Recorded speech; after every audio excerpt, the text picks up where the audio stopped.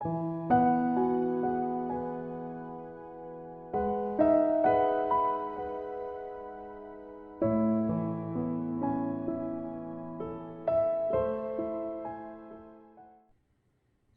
Bapak Ibu dan Saudara-saudari yang kekasih di dalam Tuhan Yesus Kristus.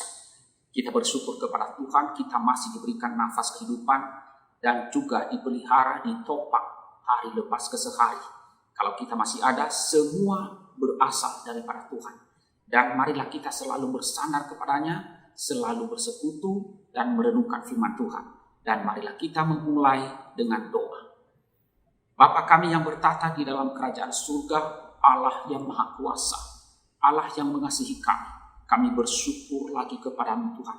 Engkau terus menerus menopang kami, Engkau memberikan kami nafas kehidupan dan memelihara kami, memberkati kami.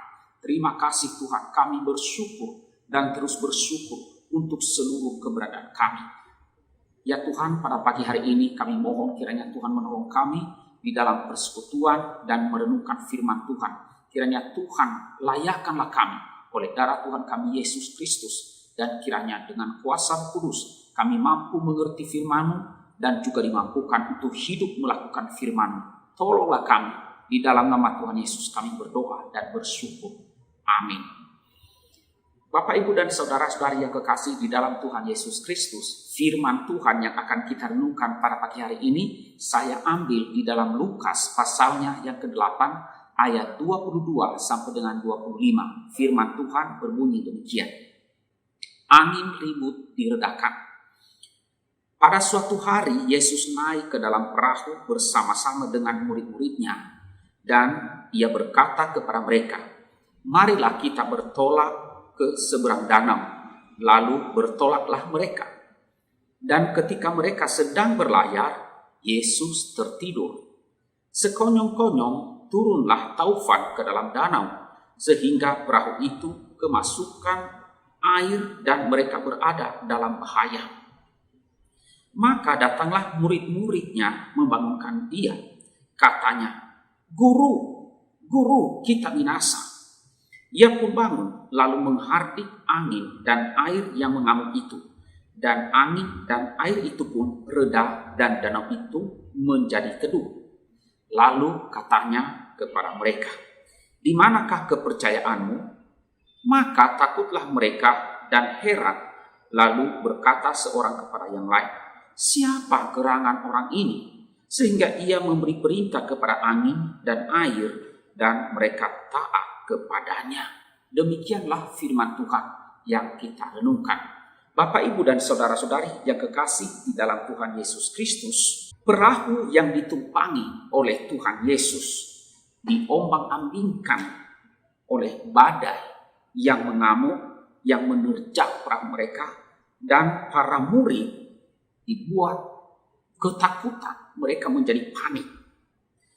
Nah, saudara-saudaraku yang kasih dalam Tuhan, kehidupan juga sering seperti ini, diibaratkan seperti perahu yang sedang berlayar di laut lepas yang tidak selamanya tenang. Sewaktu-waktu pelayaran kehidupan ini bisa dilanda oleh badai yang bergelora. Dari peristiwa para murid yang ketakutan dan panik menghadapi badai, dari sinilah kita bisa belajar beberapa hal. Yang pertama-tama adalah mengikut Yesus punya satu tujuan. Mengikut Yesus punya satu tujuan. Saudara, para murid ikut Tuhan Yesus naik ke perahu dengan satu tujuan yang hendak dicapai. Namun demikian saudara, ketika badai mengamuk, menerjang mereka merasa tidak sanggup menghadapi dan mereka menyerah dalam mencapai tujuan bersama. Mereka tidak mampu untuk mencapainya. Nah, kita pun juga sering seperti ini. Sering menciptakan pelarian-pelarian karena tidak kuat menanggung persoalan hidup ini. Tidak kuat menanggung badai kehidupan ini. Nah, saudara-saudaraku yang kekasih di dalam Tuhan Yesus, sadarlah Tuhan tidak pernah menjanjikan laut yang selalu tenang. Dalam kehidupan kita ini, dalam perjalanan hidup, Tuhan tidak pernah menjanjikan bahwa semua akan baik-baik saja, semua tenang-tenang saja. Tidak, saudara. Tetapi yang dijanjikan oleh Tuhan, Dia mau kita percaya bahwa jika bersamanya, tak ada badai yang bisa merintangin kita dalam mencapai tujuan kita. Tidak ada badai yang mampu menghalangi kita jika kita bersama dengan Tuhan. Ya, badai itu tidak akan mampu merintangi dan menghalangi kita untuk mencapai tujuan. Itu yang pertama. Yang kedua, berani menghadapi masalah.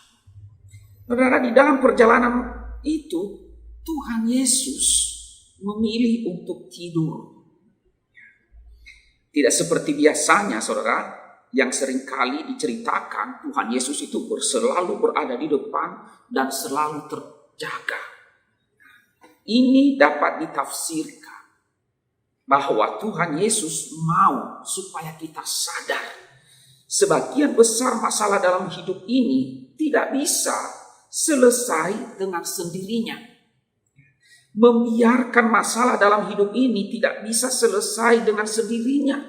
Membiarkan atau menutup mata terhadap masalah seringkali membuat masalahnya justru semakin parah dan semakin berat. Takut dan bersembunyi hanya membuat masalah itu hilang sesaat, tetapi tetap ada dan berpotensi merusak kehidupan. Sebagai orang-orang yang percaya, sebagai orang yang beriman kepada Tuhan Yesus Kristus, sebaiknya saudara, kita ini harus berjuang keras menggunakan segala daya yang dikaruniakan Tuhan kepada kita untuk keluar dari berbagai krisis dan kesulitan persoalan hidup. Ketika menghadapi kesulitan, ketika kita menghadapi persoalan, Tuhan Yesus mau supaya kita berani menghadapinya. Jangan menyerah, jangan mudah putus asa, jangan gampang menyerah. Tuhan ingin supaya kita berani menghadapi setiap persoalan yang ada. Itu yang kedua. Dan yang ketiga, yang terakhir dalam bagian ini, Tuhan Yesus mau menawarkan kita kedamaian hati.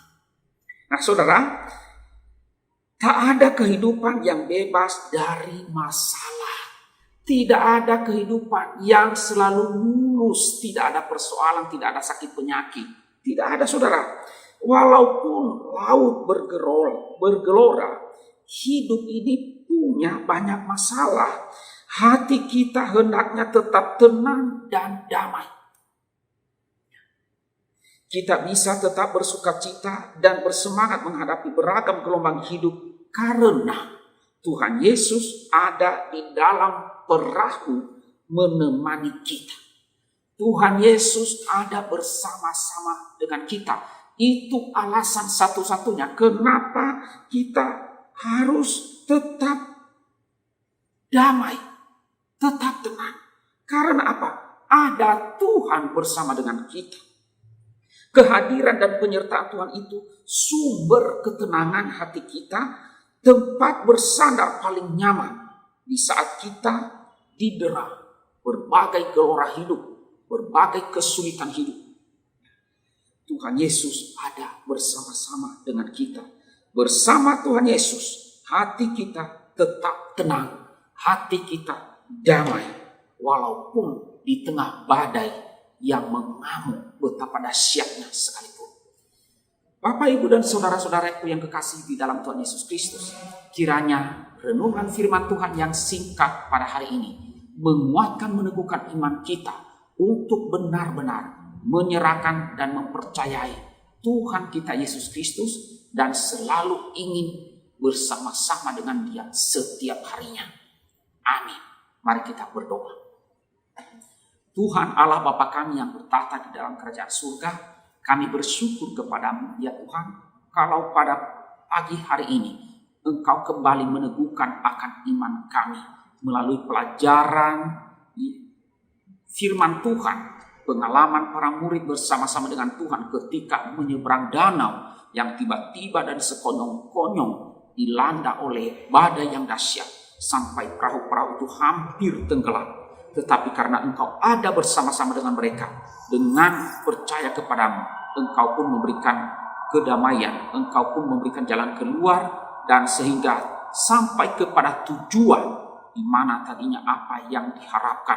Terima kasih Tuhan, biarlah melalui pelajaran pada pagi hari ini, iman kami semakin dikuatkan, dan kami bersama dengan Engkau dalam kehidupan ini, kami mampu untuk bisa mencapai tujuan. Kami tetap hidup damai dan kami pun percaya kepadamu. Tolonglah kami Tuhan.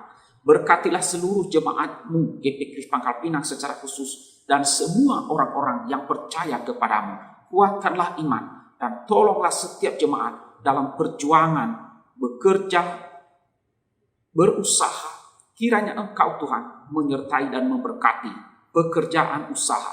Demikian juga Tuhan kesehatan setiap jemaat. Bagi jemaat-jemaat yang sakit, hamba berdoa, hamba memohon kepadamu. Kiranya Engkau Tuhan yang menjamah dan menyembuhkan mereka, memulihkan agar mereka sehat kembali.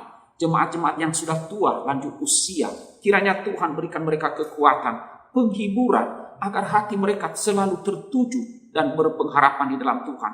Berilah mereka penghiburan yang sejati, sehingga mereka selalu memandang kepadamu ya Tuhan Yesus. Berkati seluruh jemaat ya Tuhan, agar setia mengasihi Engkau.